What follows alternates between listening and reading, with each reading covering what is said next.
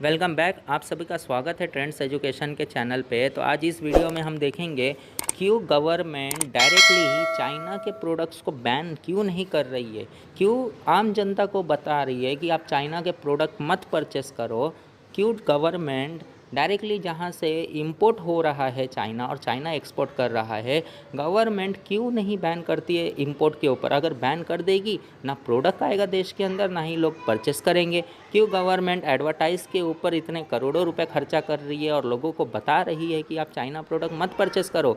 अगर नहीं परचेस करोगे तो यहाँ पे चाइना के ऊपर दबाव बनेगा और चाइना हमें प्रोडक्ट इंपोर्ट नहीं करेगा। तो गवर्नमेंट क्यों नहीं, गवर्नमेंट के अंदर में तो सारे रूल्स एंड रेगुलेशन है, सब कुछ कर सकता है गवर्नमेंट, वो देश के लिए जो चाहे वो रूल पास कर सकता है। फिर भी गवर्नमेंट क्यों आम जनता को बता रहा है कि आप चाइना प्रोडक्ट मत परचेस करो, मत परचेस करो, क्यों डायरेक्टली बंद नहीं कर रहा है?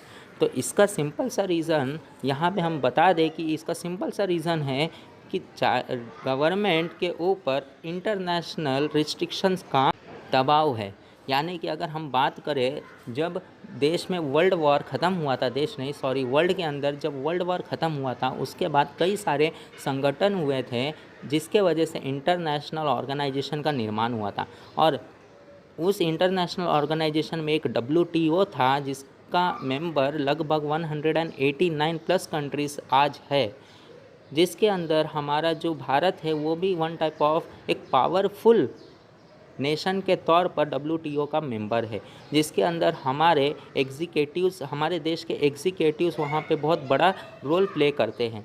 तो WTO के सारे रूल्स एंड रेगुलेशन को हर कंट्री को मानना पड़ेगा। तो WTO ने इधर साफ साफ कह दिया था कि जो भी कंट्री होगा, कंट्री के अंदर आपको फ्रीली ट्रेड करना पड़ेगा, यहाँ पे कोई भी तरीके का कोई रुकावटें नहीं होनी चाहिए।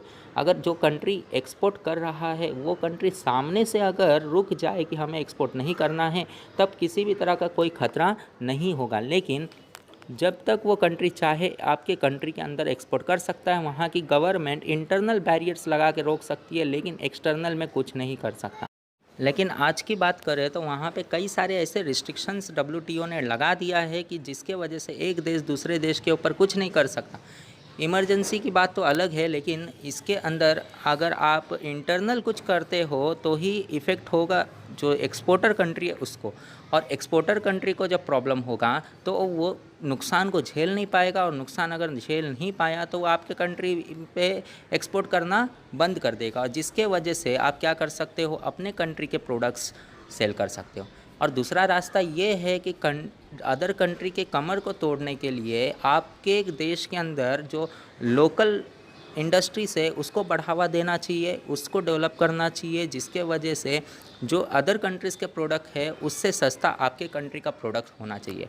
अगर आपके कंट्री का प्रोडक्ट सस्ता होगा तो यहाँ पे क्या हो सकता है कि आपके कंट्री के प्रोडक्ट लोग ज़्यादा से ज़्यादा प्रेफर करेंगे, जिसके वजह से अदर कंट्री के प्रोडक्ट्स कम सेल होंगे, और जिसके वजह से अदर कंट्री क्या कर सकते हैं, हो सकता है फ्यूचर के अंदर लॉस हो और लॉस के वजह से वो वापस ले सकता है। लेकिन अगर हम कंट्री इंडिया की बात करें तो इंडिया में जितने भी प्रोडक्ट आप परचेस करते हो लगभग उसमें से 50 से 60% होता है चाइना का।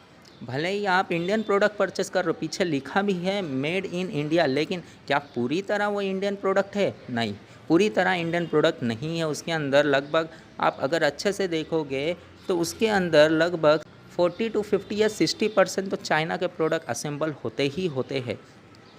तो यहाँ पे जो चाइना जो है हर जगह पे घुस चुका है, जिसको ख़त्म करना पूरी तरह बहुत ही मुश्किल है। अगर पूरी तरह ख़त्म करना है तो देश के अंदर हर एक सेक्टर के अंदर डेवलपमेंट करना पड़ेगा, हर एक सेक्टर के अंदर इंटेलिजेंसी को बिठाना पड़ेगा, प्रोडक्शन हब को बिठाना पड़ेगा, तब जाकर यहाँ कहीं ना कहीं चाइना का दबाव कम होगा। और जब तक ऐसा नहीं हो जाता तो आप चाइना का प्रोडक्ट यूज़ करते ही करते रहोगे, यहाँ पे कोई भी रोक नहीं सकता। भले वो गवर्नमेंट क्यों ना हो, मजबूरन उसको चाइना से प्रोडक्ट लाना पड़ेगा और देशवासी को देना पड़ेगा।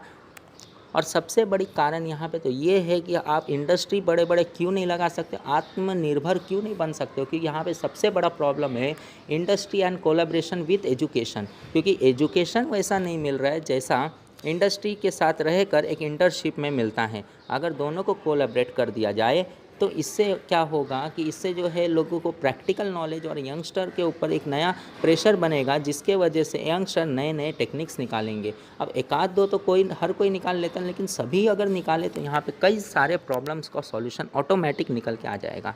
तो गवर्नमेंट को इसके ऊपर भी फोकस करना पड़ेगा कि एक एजुकेशन इंडस्ट्रीज़ के साथ बाउंड कर दे, कोलैबोरेट कर दे, जिसके वजह से एजुकेशन भी हो और लगभग 70-80% वहाँ पे प्रैक्टिकल भी हो। तब जाकर क्या हो सकता है, कहीं ना कहीं जो नारा निकला था लोकल फॉर वोकल, हो सकता है वो सक्सेस हो जाए और चाइना से हमारा जो दबाव है प्रोडक्ट का, जो एक्सपोर्ट इंपोर्ट का, वो कम हो जाए। हम ज़्यादा से ज़्यादा एक्सपोर्ट करें, इंपोर्ट कम करें, तो इकोनॉमिक ग्रोथ ज़्यादा अच्छा होगा। देखो, डेफिसिट बजट कब आता है, जब हम इंपोर्ट ज़्यादा करते और एक्सपोर्ट कम करते। अगर हम एक्सपोर्ट ज़्यादा करें, इंपोर्ट कम करें, तो इससे क्या होगा, डेफिसिट बजट भी कम होगा और सरप्लस अमाउंट ज़्यादा होगा, जिसके वजह से देश के अंदर एक तरीके का इकोनॉमिक ग्रोथ भी दिखाई देगा और लोगों के पास पर कैपिटा इनकम आएगा, जिसकी वजह से लोग अपने आमदनी को बढ़ा सकते और अपने आप को डेवलप कर सकते। तो बेसिकली क्या होगा कि सोशल डेवलपमेंट भी होगा और साथ ही साथ कंट्री का डेवलपमेंट भी होगा। और कंट्री का डेवलपमेंट इन द सेंस कि यहाँ पे जो पावर्टी है वो पावर्टी इरेडिकेट हो जाएगा, ख़त्म हो जाएगा पूरी तरह। तो इस वीडियो में बस इतना ही। हमें देखना था किस तरीके से क्यों चाइना का प्रोडक्ट गवर्नमेंट बैन नहीं कर रहा है डायरेक्टली। तो होप सो इस वीडियो में आपको समझा होगा क्यों गवर्नमेंट चाइना का प्रोडक्ट डायरेक्टली बैन नहीं कर सकता, और बैन होगा तो कैसे हो सकता है, ये किसके ऊपर डिपेंड। तो इस चैनल को सब्सक्राइब कर दीजिए और बेल आइकन को भी प्रेस कर दीजिए। ऐसे ऐसे वीडियोस आपके सामने आते रहेंगे दिन पर दिन। तो इस वीडियो में बस इतना ही। हम मिलते हैं नेक्स्ट वीडियो में, तब तक के लिए टेक केयर एंड धन्यवाद।